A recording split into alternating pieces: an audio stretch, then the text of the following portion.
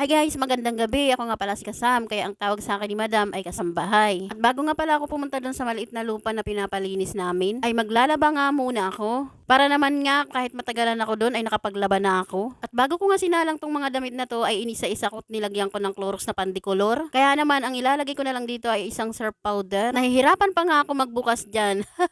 At sisiguraduhin ko nga na mabango to at malinis. Minsan kasi itong washing na to may sumpong, kapag lumabas ang damit ay amoy kulog pa rin.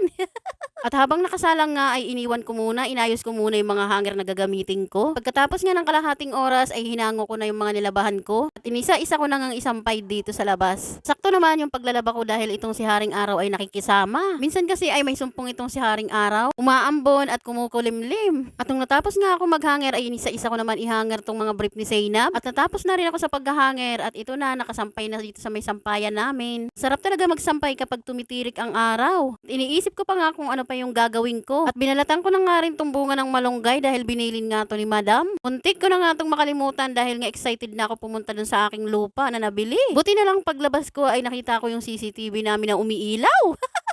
At minadali ko na nga tong balatan tong bunga ng malunggay. Nung nakatapos na nga ako magbalat ay agad-agad na rin ako pumunta dito sa aking lupa.